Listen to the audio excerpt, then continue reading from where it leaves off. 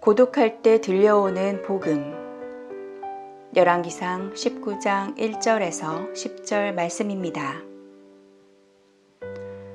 아합이 엘리야가 행한 모든 일과 그가 어떻게 모든 선지자를 칼로 죽였는지를 이세벨에게 말하니, 이세벨이 사신을 엘리야에게 보내어 이르되, 내가 내일 이맘때에는 반드시 내 생명을 저 사람들 중 한 사람의 생명과 같게 하리라. 그렇게 하지 아니하면 신들이 내게 벌 위에 벌을 내림이 마땅하니라 한지라. 그가 이 형편을 보고 일어나 자기의 생명을 위해 도망하여 유다에 속한 브엘세바에 이르러 자기의 사환을 그곳에 머물게 하고, 자기 자신은 광야로 들어가 하룻길쯤 가서 한 로뎀나무 아래에 앉아서 자기가 죽기를 원하여 이르되, 여호와여, 넉넉하오니 지금 내 생명을 거두시옵소서. 나는 내 조상들보다 낫지 못하니이다 하고 로뎀나무 아래에 누워 자더니 천사가 그를 어루만지며 그에게 이르되, 일어나서 먹으라 하는지라. 본즉 머리맡에 숯불에 구운 떡과 한 병 물이 있더라. 이에 먹고 마시고 다시 누웠더니 여호와의 천사가 또다시 와서 어루만지며 이르되, 일어나 먹으라. 내가 갈 길을 다 가지 못할까 하노라 하는지라. 이에 일어나 먹고 마시고 그 음식물의 힘을 의지하여 40주 40야를 가서 하나님의 산 호렙에 이르니라. 엘리야가 그곳 굴에 들어가 거기서 머물더니 여호와의 말씀이 그에게 임하여 이르시되, 엘리야야, 내가 어찌하여 여기 있느냐? 그가 대답하되, 내가 만군의 하나님 여호와께 열심히 유별하오니 이는 이스라엘 자손이 주의 언약을 버리고 주의 제단을 헐며 칼로 주의 선지자들을 죽였음이오며 오직 나만 남았거늘 그들이 내 생명을 찾아 빼앗으려 하나이다. 아멘.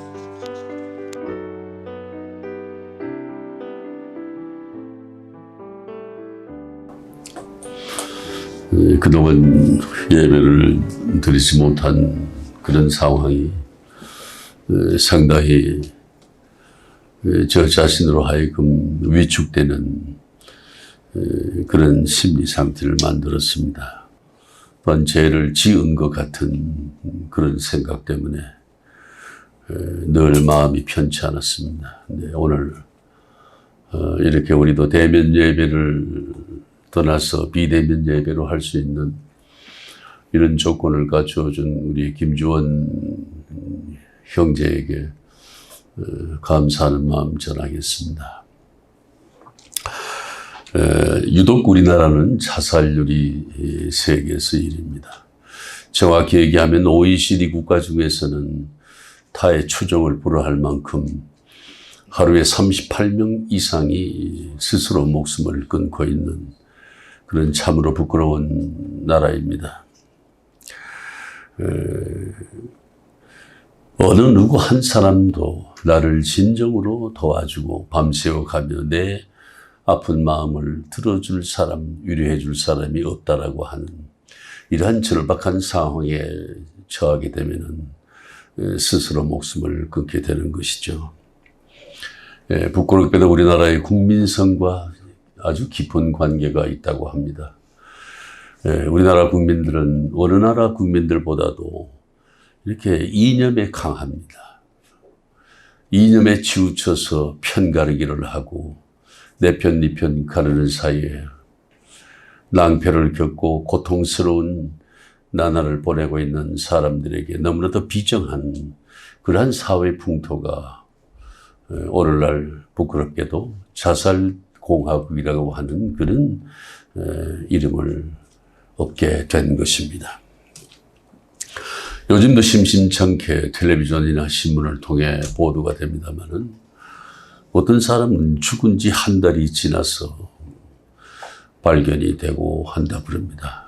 연휴 기간 중 초입에도 60대 고독사가 신문에 보도된 적도 있습니다만은, 이 죽어도 찾아오는 가족들조차 없는 이 상황이라는 것은 참으로 우리의 마음을 아프게 합니다. 살아서도 고독하고 죽어서도 고독하고 정말 마음 아픈 일이 아닐 수 없습니다. 이 통계로 보면은 노인들 5명 가운데 평균 1명이 심각한 외로움을 겪고 있다는 것입니다. 저도 그 중에 한 사람일 수가 있습니다만은, 의학적으로 보면은 이 외로움 상황, 이 고독한 상황이 치매로 연결이 되어진다고 그럽니다. 이 치매 전조 증상이 바로 외로움이라는 것이죠. 외롭게 느끼는 것, 외로움을 심각하게 느끼는 그러한 것이 바로 치매로 연결된다는, 결론적으로 외로움은 참 무서운 정신적 질병이라고 할 수가 있습니다. 특별히 우리나라는 아까도 얘기했지만서도 주변에 믿을 수 있는 사람이 없다는 것이죠. 어떤 세계인들은 말하기를 배신의 아이콘이라고 한국 사람을 얘기합니다. 왜요?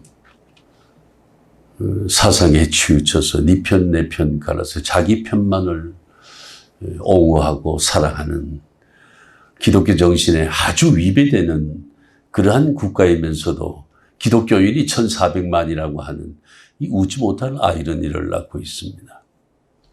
우리 한길 성전을 섬기고 사모하는 분들은 절대 이 이념에 치우치지 마세요.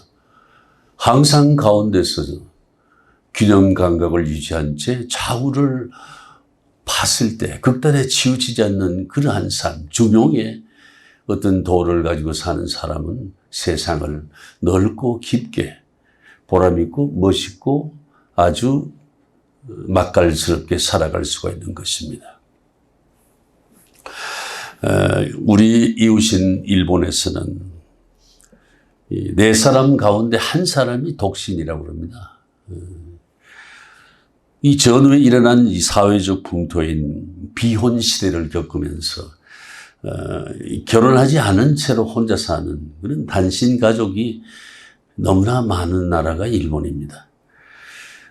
또 이러한 삶은 주거 개념까지도 바꿔놓아서 이게 가정은 그냥 홈 스위트 홈이 아니다 이거죠. 기숙하는 그런 곳, 잠만 자는 장소로 바뀌었다. 그래서 전통적인 가족과 가정 개념이 자꾸만 사라져가고 있다는 것이죠.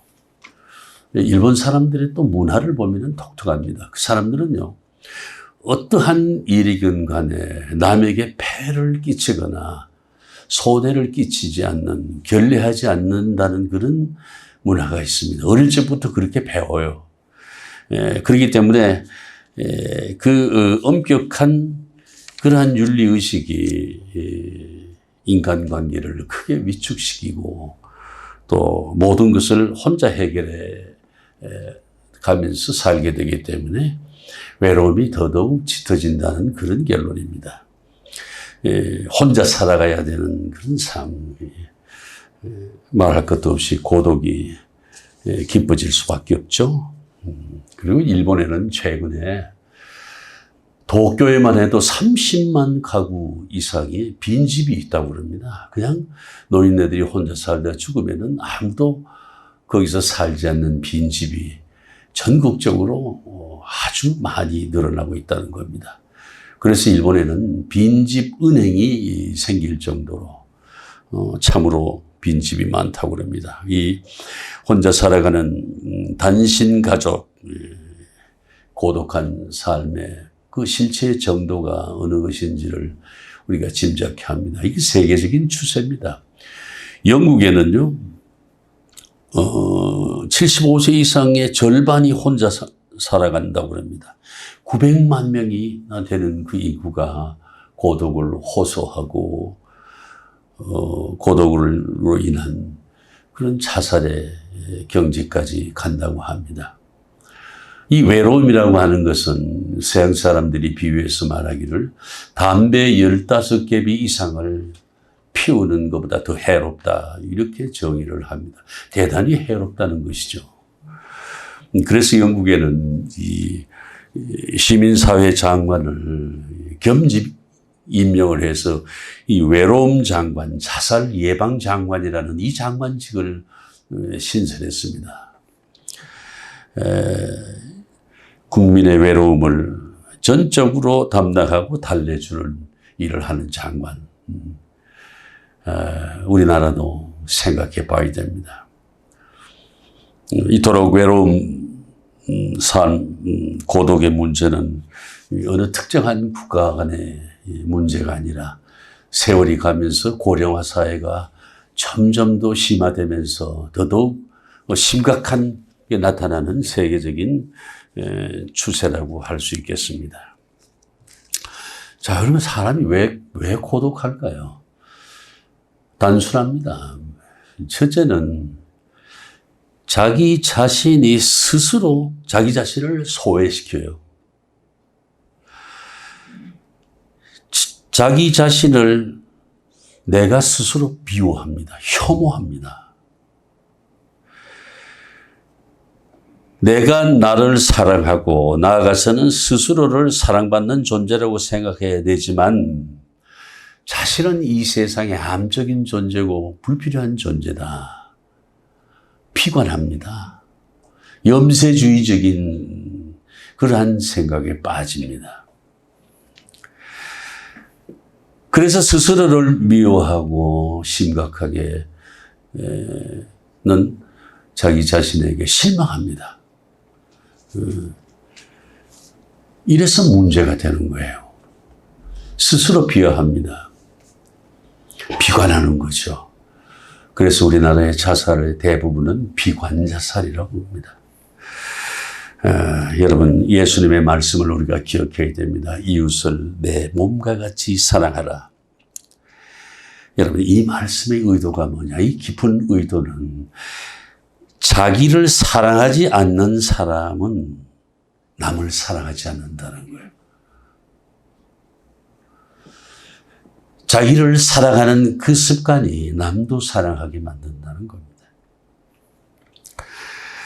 자기 사랑이 근본이다. 내가 나를 사랑하고야 비로소 이웃을 내 몸과 같이 사랑하는 그 다음에 사랑이 있는 것이지, 내가 나를 사랑하지 않는데 누구를 사랑하겠느냐, 그런 얘기 옳습니다. 예수님께서 말씀하신 이웃을 내 몸과 같이 사랑하라고 하는 그 말씀 속에는 네가 너 자신을 먼저 극진히 사랑하라, 그 사랑의 동기를 가지라는 얘기입니다. 그래서 그 동기를 남에게 발생시키는 것이 바로 예수님의 말씀을 실천하는, 이웃을 내 몸과 같이 사랑함으로써 나도 이웃으로부터 2차적으로 사랑받게 된다고 하는 그런 결론이 옳습니다. 그 다음 또 하나 이유는요, 이 자기 자신을 남에게 내어줄 만한 상대, 그러니까 관계를 맺어야 되는데 그런 내어줄 만한 상대를 발견하지 못하는 겁니다. 주변에 사람이 없는 것이죠. 내가 만나고 싶은 사람도 없고 상대하고 싶은 사람도 없고 사랑할 만한 대상도 없다는 거죠. 그러니까 얼마나 불안합니까?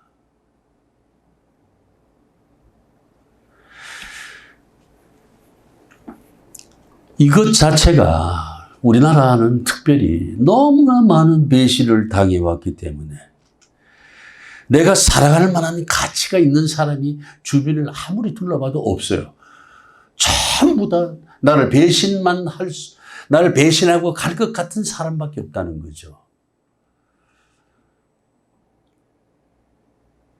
그렇게 생각하고 실제로 또 우리나라 사람처럼 아침 저녁으로 마음이 변하는 사람 전 세계적으로 찾아볼 수 없습니다. 심지어 일본이 우리를 식민지배로 통치할 때 정말 조선 사람은 믿을 수 없다라는 인식 아래 무엇이 생겼느냐? 인감증명서, 인감도장이 생기고 이런 데 보증이 생겼습니다. 여러분, 우리가 정말 스스로 반성하지 않으면 안 됩니다. 우리 특별히 한길성전을 섬기고 사모하는 여러분들은 제발 그러지 마세요. 하나님께서는 자기의 또 다른 자녀의 마음을, 남의 마음을 아프게 하는 자를 가장 싫어하십니다. 여러분, 부모 입장에서 생각해 보세요. 내 자식 마음 아프게 하는 사람 원수가 될 겁니다, 아마.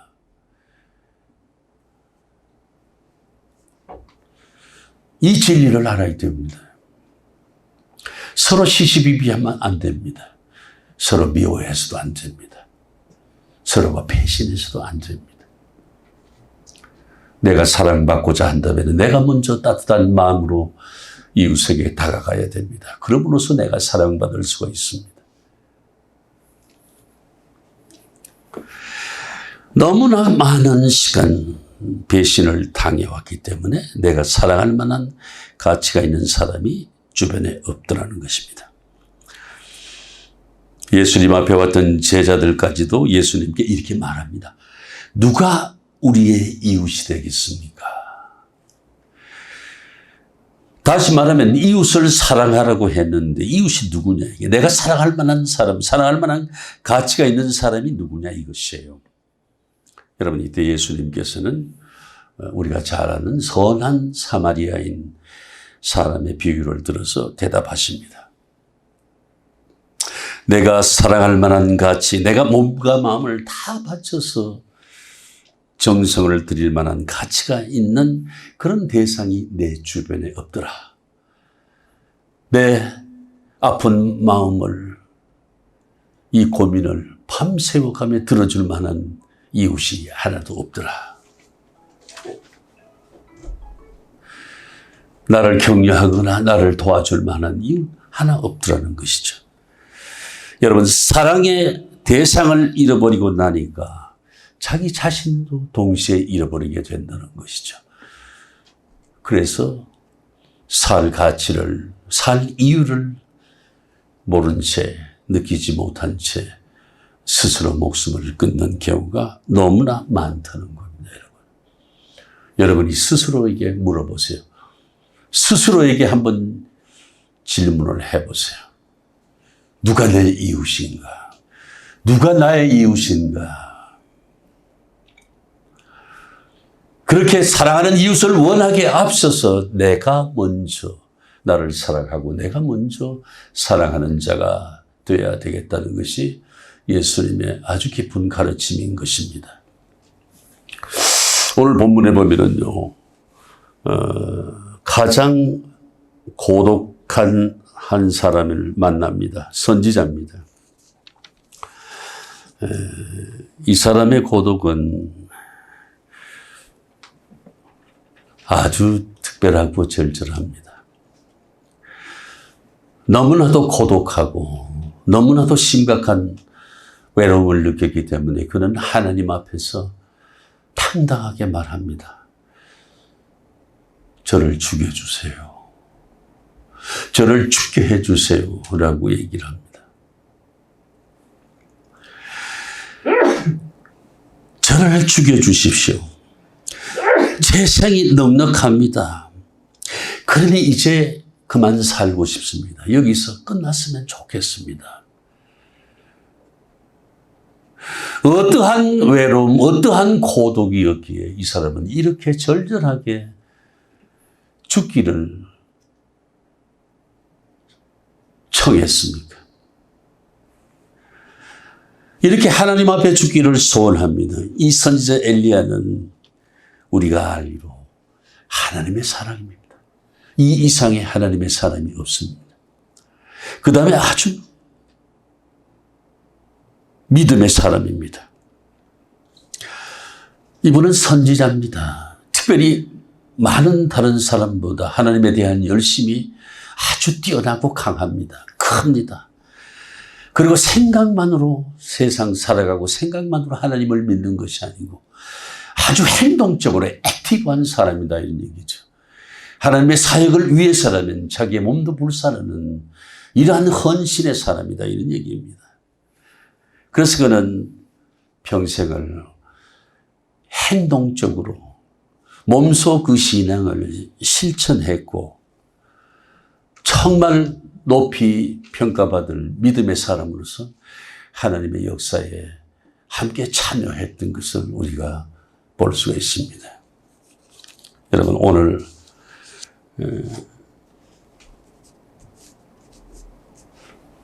본문을 보면은 그의 고독은 아주 심각합니다. 첫째로 이분은 이제 능력의 한계를 느꼈습니다.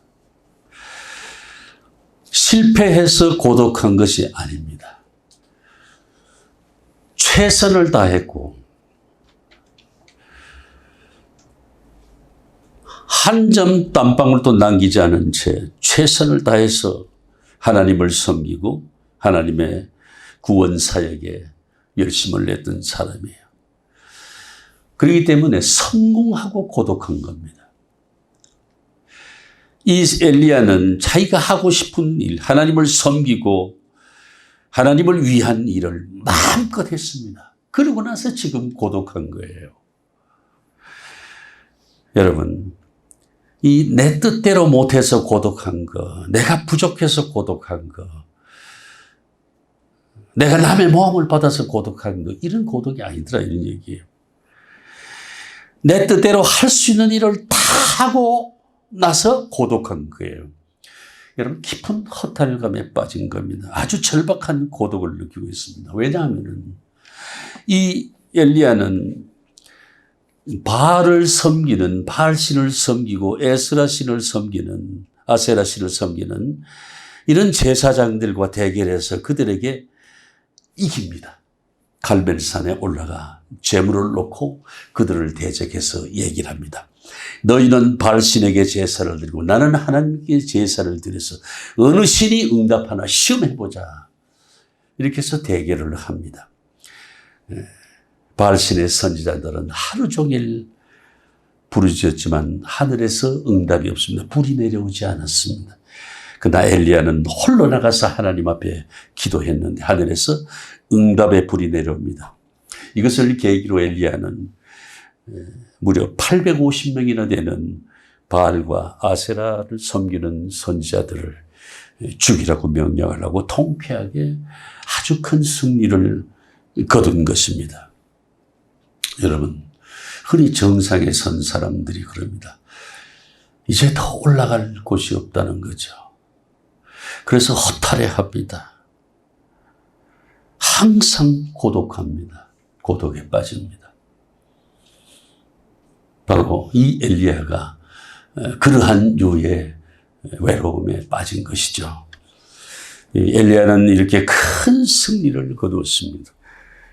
하나님께서 불이 내려오는 응답도 받았고 보기 싫은 바알 선지자 850명을 죽여버렸습니다. 그러나 이 승리를 거둬놓고 그는 대단히 고독해합니다.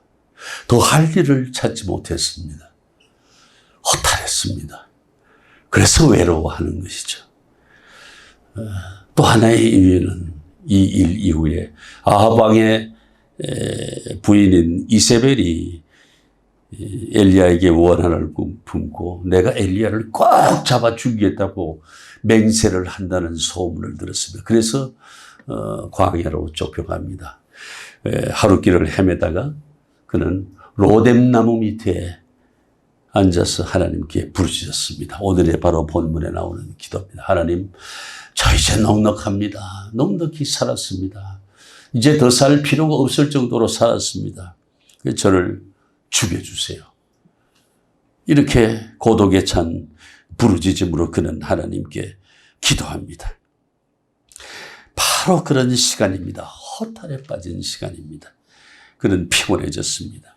배도 고팠습니다. 여러분, 배가 고프면요, 배만 고픈 게 아니고 마음이 아픕니다, 여러분. 또 그는 무기력을 절감했습니다. 하고 싶은 대로 다 해봤는데 결과는 이렇습니다. 자, 동지를 다 잃어버렸습니다. 이제 자기 혼자만 남았습니다. 이제 자신을 돌아봤을 때 초라한 자기 자신을 알게 됐습니다. 여러분, 자신을 제대로 볼 수 있고 자신을 제대로 알 수 있는 이 사실, 참으로 어렵지만 중요한 얘기입니다. 그래서 소크라테스 같은 역사적 인물이 그렇잖아요. Know yourself.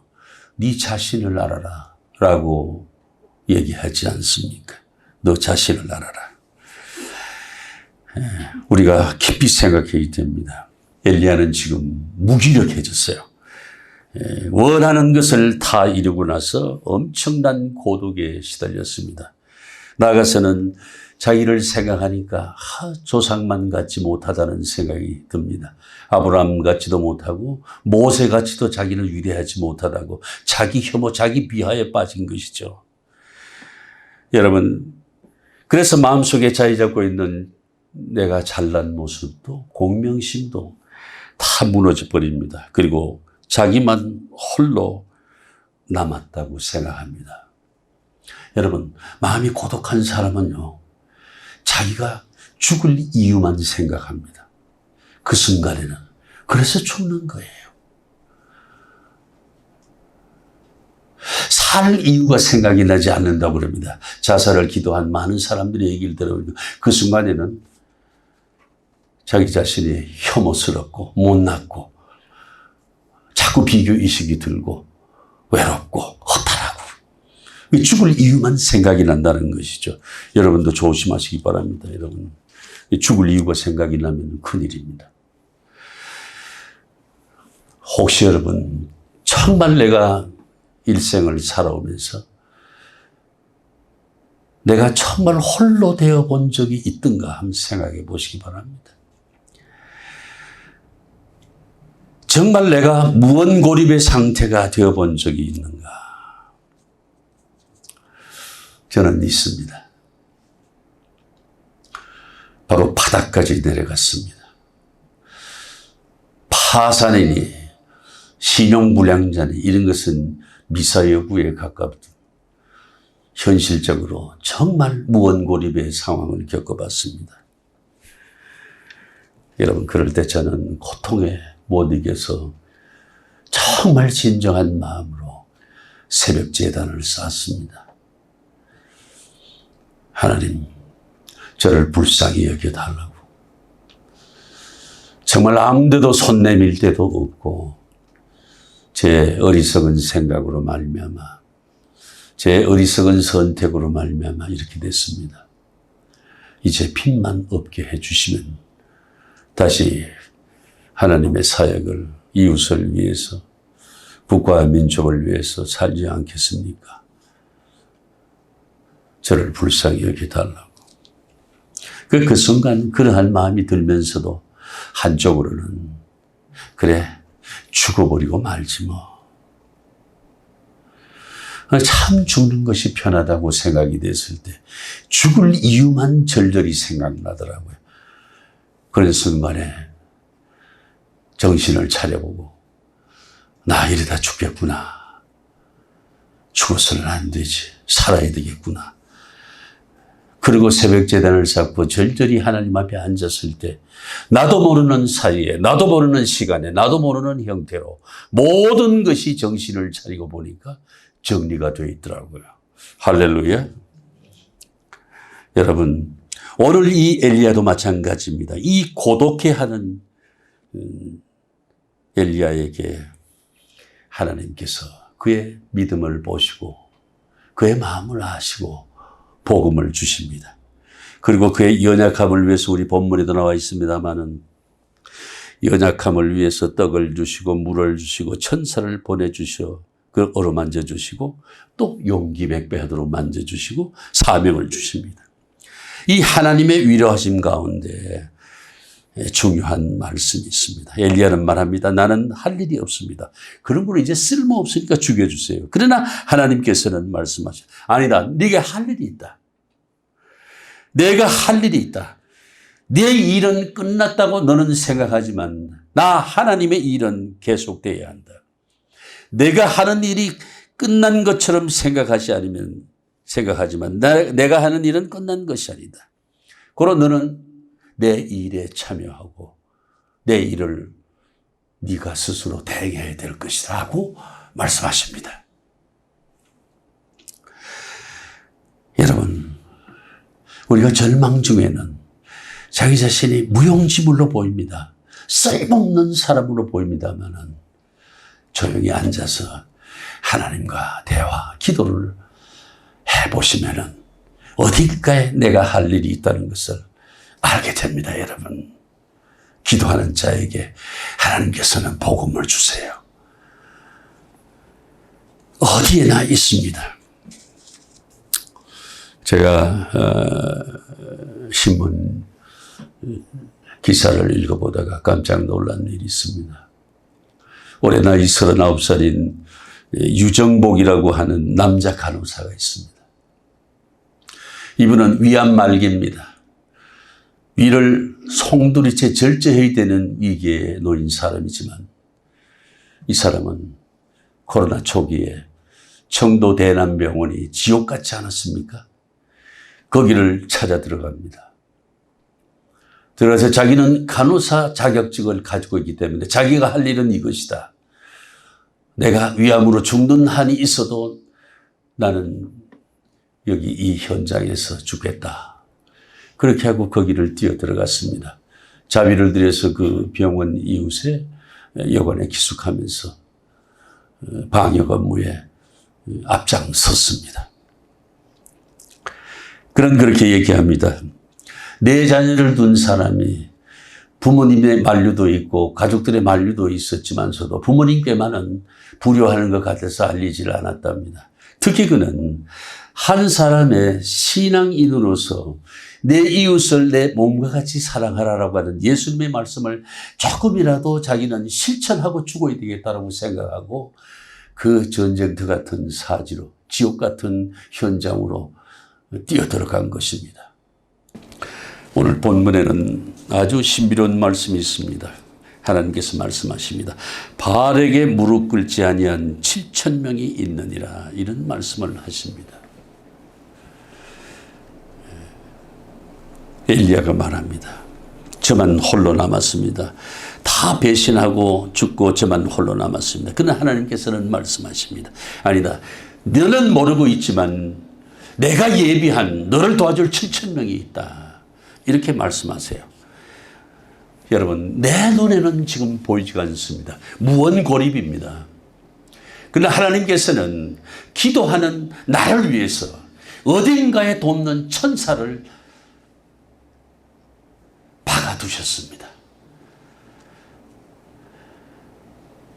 내가 세상적으로만 생각할 것이 아니라 내가 하나님의 자녀라는 그 인식을 여러분 새롭게 하고 하나님 앞에 앉아 기도할 때 하나님께서는 나는 모르지만, 나는 모르는 사람이지만 나를 돕기 위해서, 하나님의 사역에 함께하기 위해서 하나님은 요소요소에 사람을 박아뒀다는 것이죠. 내 눈에는 보이지 않지만 여러분, 북한에도 큰 모진 핍박 속에도 지하교회가 있다고 그러지 않습니까?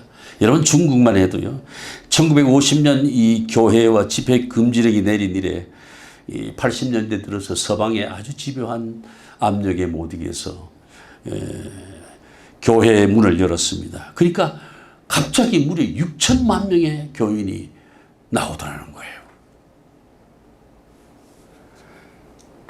현재는 중국 전체 인구의 10%가 기독교 교인이라는 통계도 있습니다. 이 눈에 보이지 않는 지하교회를 하나님께서 마련해 두셨습니다. 환난과 핍박 속에서 하나님의 선교 역사는 조용히 소리 없이 나도 모르는 사이에 그대로 자라고 있었던 것입니다. 여러분, 오늘 하나님께서 엘리야에게 말씀하십니다. 네가 보내는 7,000명이 있다. 고독해하지 마라. 외로워하지 마라. 이것이 하나님의 말씀입니다. 얼마나 신비로운 역사입니까, 여러분? 우리나라도 마찬가지입니다. 모든 것이 다 부조리하고 악하고 비정한 것 같아 보이지만서도 하나님께서는 요소요소에 선한 그룹과 선한 사람들을 박아두셨기 때문에 이 사회가 이렇게 유지되고 그래도 절망보다는 희망을 갖고 살아가는 구석이 생긴 거예요. 모두가 다 악하다면 어떻게 살겠습니까? 여러분, 실제적인 얘기로 모두가 다 이념에 함몰되어서 동족을 적으로 돌리는 그러한 사람만 있다면 얼마나 비참하겠습니까? 어제도 보니까 그 코로나를 뚫고서 그렇게 시위를 해야 되겠다. 또 막는 사람이 있고. 여러분, 우리 한국의 이 상황을 한번 보세요. 누가 누구를 나쁘다고, 누가 누구를 좋다고 할 이유가 하나도 없습니다. 다 똑같습니다. 이념에 치우친 사람들은 다 똑같은 천하망조 같은 사람들이란 말이죠. 왜 이 좁은 땅덩어리에서 얼마 안 되는 민족끼리 화기애애하게 못 사냐고요.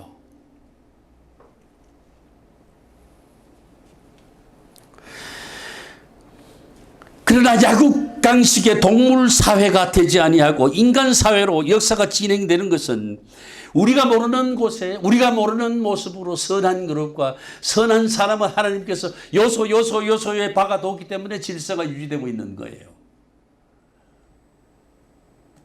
하나님은 의인을 돕습니다. 선한 자녀를 살리십니다. 그러기 위해서 요소에 선한 그릇과 선한 사람을 예비해 두신 것이죠.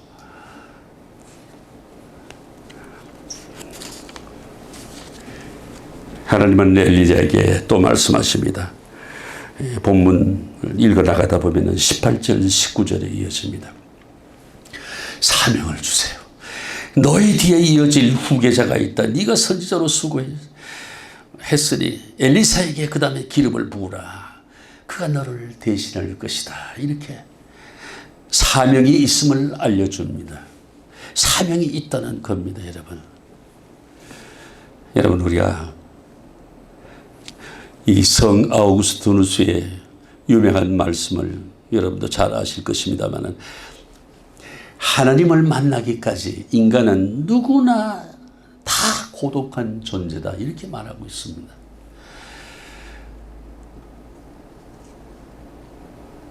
요한복음 16장에서 예수님께서는 십자가를 앞에 놓고 말씀하세요. 너희가 다 나를 떠날 때가 온다. 그러나 나는 혼자 있는 것이 아니다. 항상 아버지와 함께 있느니라. 내가 세상을 이겼듯이 너희도 세상을 이기라고 말씀하십니다. 왜요? 내가 너희와 함께 하기 때문에.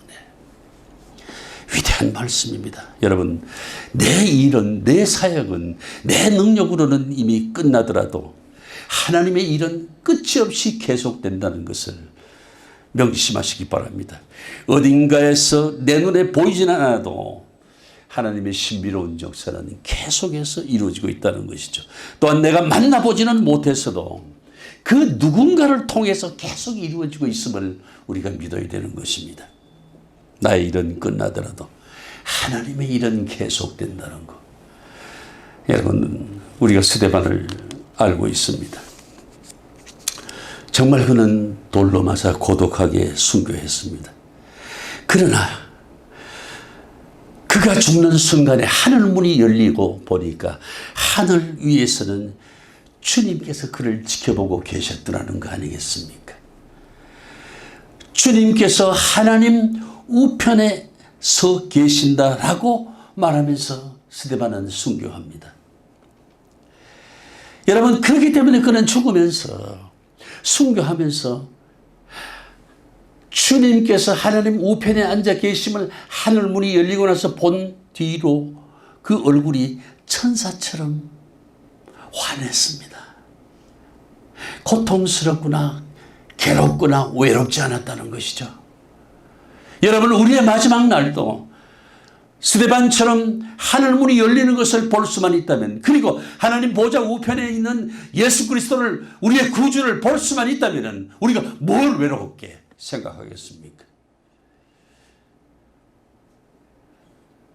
우리는 그날 그 한순간을 틀림없이 맞이할 겁니다.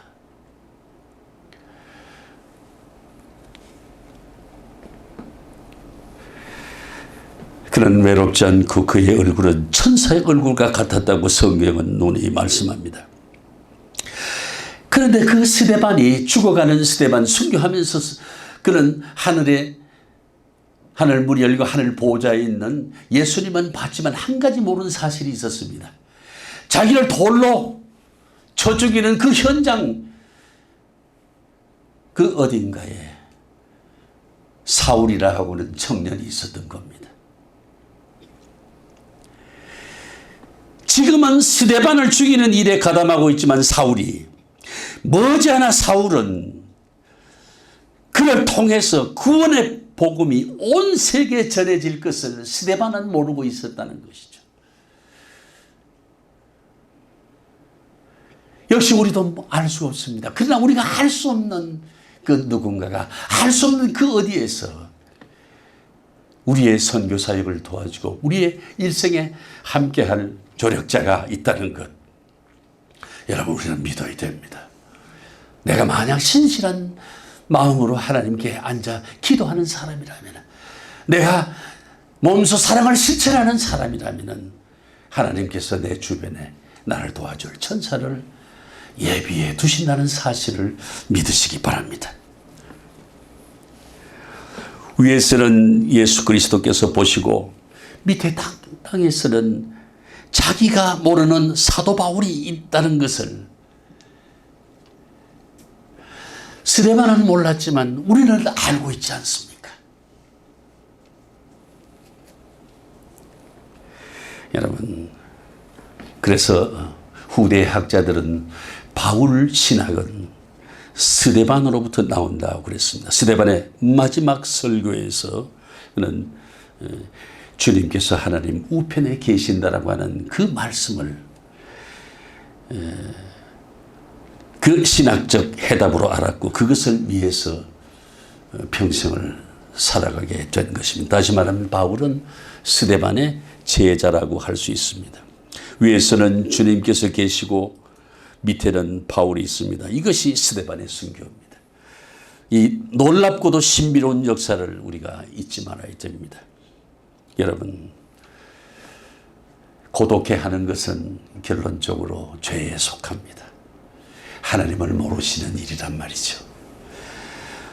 여러분, 열심히 하나님을 만나기를 원하고 하나님께 기도하는 자에게는 고독이 없다는 것을 우리가 오늘 말씀을 통해서 알았습니다. 또한 사랑하는 자, 자기를 스스로 사랑하고 남을 스스로 사랑하는 자에게 또 사랑받는 자가 된다는 사실을 알았습니다. 또한 할 일이 있는 자, 하나님께서 그분의 사역에 쓰고자 하는 그러한 사람이라면, 믿음의 사람이라면 고독하지 않다는 것이죠. 여러분, 우리가 작은 것에서부터 큰 것에 이르기까지 고독할 때 하나님을 생각하세요. 하나님과 대화하세요. 열심히 기도하는 가운데 하나님께서 내게 귀한 복음을 주실 것입니다. 우리가 모를 뿐 하나님의 역사는 계속 이루어지고 있음을 우리는 알아야 됩니다. 오늘 이 시간도 하나님의 역사는 그대로 이루어지고 있습니다. 코로나가 그 공포가 우리를 에워싸고 있는 이 위기 상황 속에서도 어느 때인지 어느 곳에서인지 무엇으로든지 간에 우리가 모를 뿐 하나님의 구원의 역사는 끝이 없고 중단이 없고 쉼없이 이루어지고 있음을 우리가 믿어야 되겠습니다. 오늘 우리 너무 피곤합니다. 너무 허탈합니다. 후회 막급입니다.